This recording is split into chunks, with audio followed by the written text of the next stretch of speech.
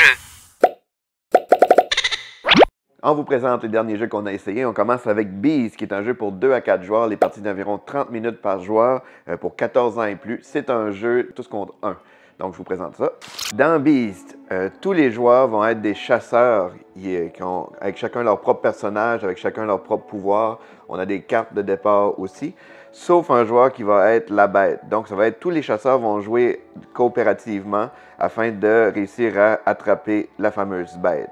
Pour jouer, en fait, c'est que la bête, elle va pouvoir se déplacer de façon cachée. En fait, le jeton de la bête va être là juste pour montrer le dernier emplacement connu de la bête. Ensuite, selon les cartes d'action que je vais vous montrer tantôt, qu'on va utiliser, mais on va pouvoir utiliser des cartes de déplacement, comme par exemple si je me déplace à l'ouest, au nord, ou que je décide de rester immobile, par exemple. C'est des cartes qu'on va pouvoir placer sur le côté du plateau comme ça pour suivre un peu nos déplacements. Parce que, comme je disais, ce jeton-là, c'est juste le dernier emplacement connu. Si un des chasseurs se déplace sur une case qui fait partie d'une des cartes qui est ici, bien, je vais devoir placer un jeton pas pour dire que la bête s'est réellement placée ici. Fait, comme ça, ils vont pouvoir essayer de la trouver comme ça.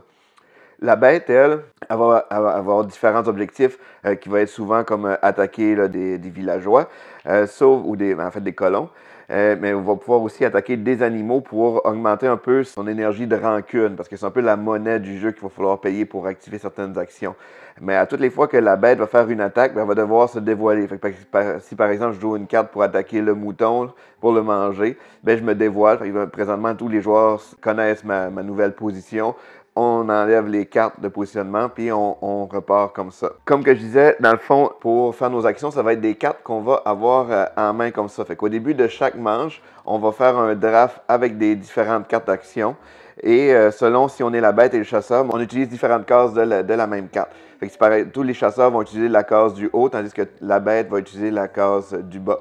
Il y a deux types de symboles aussi, le symbole rouge et le symbole bleu, parce qu'à notre tour, on va pouvoir jouer des cartes, puis on peut en jouer jusqu'à 2 maximum, à condition qu'ils soient de couleurs différentes. Fait qu'un jeton rouge, un jeton bleu, comme ça. Puis le gros des actions, mais ça va être de se déplacer, regarder si la bête est présente. Fait que si on est sur un endroit qu'on pense qu'il est la bête, puis on la dévoile, bien là, après ça, on va pouvoir l'attaquer pour lui faire des dommages. Ensuite, chaque personnage a ses propres habilités. Donc, à la fin de chaque manche, on va pouvoir payer des jetons rancune pour pouvoir faire des améliorations sur notre propre personnage. Et la bête a le même principe aussi. La bête a son propre personnage. Elle a des genres de sbires qu'elle peut utiliser aussi pour faire des attaques. Fait que ça peut l'aider justement à aller réaliser un peu des objectifs parce qu'on peut les envoyer. Les autres sont visibles sur le plateau, peut faire ses attaques, tandis que la bête peut rester cachée comme ça.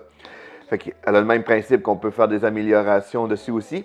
Et la bête a aussi une petite carte qu'on peut utiliser pour suivre nos déplacements. C'est un peu plus facile comme ça. Fait comme ça, on sait plus facilement, plus rapidement, on est positionné où. Donc, la bête Beast, en fait, c'est un jeu vraiment dynamique. C'est une grosse chasse aux monstres. Fait que les chasseurs doivent très bien se coordonner pour réussir à coincer la bête. Puis la bête, c'est quand même un bon défi aussi de réussir à cacher ses déplacements parce que dès qu'on fait une attaque, bien, on se dévoile toujours. Donc, on ne peut pas rester très longtemps caché si on veut réussir nos objectifs. Ce qui est le fun du jeu, bien, la présentation est vraiment belle. Sur le plateau, il y a beaucoup de petits reliefs brillants qui ressortent. Toutes les images sur les cartes sont super belles. Il y a l'aspect draft aussi. Même la bête, vu qu'on utilise les mêmes cartes, bête et chasseur, ça fait partie du draft aussi, fait que ça ajoute un peu de stratégie. Puis il y a énormément de personnages différents. Il y a aussi la bête, il y a plusieurs types de bêtes différents, en plus des différents scénarios aussi. Donc il y a une très bonne rejouabilité. Donc c'est Beast. On a aussi essayé The Art Project, qui est un jeu pour 1 à 6 joueurs, des parties d'environ 40 minutes pour 12 ans et plus. C'est un jeu collaboratif. Donc, dans Art Project, chaque joueur va avoir son personnage avec son dé, des petits cœurs pour son énergie. Et le but du jeu, ça va être de réussir à récupérer les différentes œuvres d'art avant que le méchant clan s'en empare. Puis pour faire ça, c'est qu'à toutes les manches, chaque joueur va avoir chacun 2 cartes en main et on va devoir en jouer une. Comme je disais, c'est un jeu coopératif, donc il va falloir très bien communiquer. On n'a pas le droit de se montrer nos cartes comme telles, mais on peut quand même en discuter, surtout en mettant un peu par rapport au thème, parce que chaque carte va avoir un certain coût. Comme celle-là, elle n'a pas de coût, elle est gratuite. Comme dans cette carte-ci, il va falloir défausser 2 jerrycans. Et on a un effet négatif, comme ici, il va falloir rajouter une main sur l'emplacement de la carte avec ce symbole-là, comme ça. Et ça va nous permettre de gagner 2 pistolets et pouvoir gagner un petit cœur d'énergie qu'on peut mettre sur notre personnage ou qu'on peut le donner aussi à d'autres personnages. Ensuite, la carte qu'on va avoir choisie, qu'on a réalisée, qu'on a payé les coûts, qu'on a tout fait ça, mais on va la mettre sur le côté comme ça du jeu. Et dès qu'on a 3 symboles pareils, fait que si par exemple j'avais vraiment ici une autre note de musique comme ça, et là je mets ma 3e note de musique, dès qu'on a 3 symboles comme ça, on va défausser nos cartes et on va mettre une petite caisse sur l'endroit correspondant sur le jeu. Et le but, ça va être de réussir à aller ensuite se déplacer pour gagner cette caisse-là. Puis pour la gagner, mais il va falloir se débarrasser de tous les mains ici qui sont sur le jeu. Pour faire ça, c'est que chaque déplacement, ça va nous coûter un jerrycan. Et ensuite, on va pouvoir lancer des dés. Fait que chaque joueur qui va être présent sur le lieu va pouvoir lancer des dés. Et si le total des dés correspond selon le niveau qu'on est rendu d'intimidation, bien, on va pouvoir les retirer et gagner la caisse comme ça. Et bien, plus qu'on a de caisses, plus c'est difficile. Et le but, c'est de réussir à récupérer chaque œuvre d'art qui sont représentées par ces petites caisses-là. Donc, Art Project, c'est un jeu qui est quand même assez facile à prendre en main. Il y a très peu de règles, mais il y a une très bonne collaboration entre les joueurs. Il faut discuter quand même beaucoup pour savoir dans quel ordre qu'on joue nos cartes, parce que c'est vraiment important, vu que dès qu'on a 3 symboles qui apparaissent, c'est là qu'on va pouvoir mettre une caisse, mais des fois, on ne veut pas les mettre dans un endroit spécifique, parce que si on perd le contrôle du lieu, s'il y a trop de mains, un peu style pandémie, bien là, le lieu est barré, puis on ne peut plus y retourner jamais.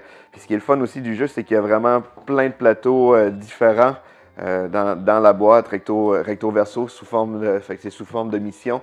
Puis chaque plateau, chaque mission a ses petites particularités aussi. Ça ne rajoute pas nécessairement de la difficulté, mais c'est vraiment différent. Fait que c'est des nouvelles stratégies à exploiter. Donc, c'est The Art Project. On a aussi essayé Pray Another Day, qui est un jeu pour 2 à 5 joueurs. Des parties d'environ 15 minutes pour 8 ans et plus. C'est un jeu de bluff avec un petit côté loup-garou. Donc, dans Pray Another Day, chaque joueur va avoir une carte qui représente chaque animal. Donc, un ours, un loup, un lynx, un hibou et une souris. Puis ça, on garde ces cartes-là cachées. Tout le monde en même temps, on va choisir une carte qu'on va jouer de façon cachée devant nous. Fait que par exemple, je prends celle-là, le joueur met celle-là et met celle-là. Comme ça. Une fois que tout le monde a fait son choix, mais là, on va annoncer dans l'ordre de la petite carte de mémoire comme ça, s'il y a des gens qui doivent se dévoiler. Comme par exemple, est-ce qu'il y a des gens qui ont joué l'ours? Fait que là, ce joueur-là a joué l'ours et ce joueur-là a aussi joué l'ours, mais pas ceux-là. Donc là, vu qu'il y a plus qu'un ours, bien, ces joueurs-là ne participent pas à la chasse, ils sont comme un peu éliminés. Ils gardent leur carte, ça, c'est les points qu'on va faire à la fin de la partie. Ensuite, on va appeler, par exemple, est-ce qu'il y a un loup? Dans ce cas-ci, il n'y a pas de loup. Est-ce qu'il y a un lynx? Le joueur ici fait « Ah oui, moi j'ai un lynx ». Donc là, vu qu'il est tout seul en jeu, il peut choisir d'attaquer un des animaux qui restent en jeu. Donc, comme par exemple, vu que c'est le lynx, on sait qu'il reste soit des hiboux ou des souris. Donc, il prend une chance, il dit « Moi, je vais manger un hibou ». Fait que là, le joueur dit « Malheureusement, j'étais réellement un hibou ». Donc, il gagne sa carte comme ça. Fait que donc, lui, il va quand même faire 7 points à la fin de la partie comme ça. La manche se termine dès que tous les joueurs sont éliminés, dans le fond. Ou bien, en fait, qu'il en reste seulement un joueur. Et on va jouer comme ça des manches. On va gagner des petits jetons. Et dès qu'on atteint un certain nombre de jetons, la partie va se terminer. Donc, Pray Another Day, c'est un jeu vraiment, vraiment simple à apprendre. Mais c'est une belle interaction entre les joueurs. C'est le fun, c'est le côté bluff, puis beaucoup de rire autour de la table. Puis c'est un jeu qui a un peu l'ambiance, pour ceux qui connaissent le jeu Loup-Garou. Sauf que ça s'ajoute très bien de 2 à 5 joueurs. Donc, c'est Pray Another Day. Lis le jeu.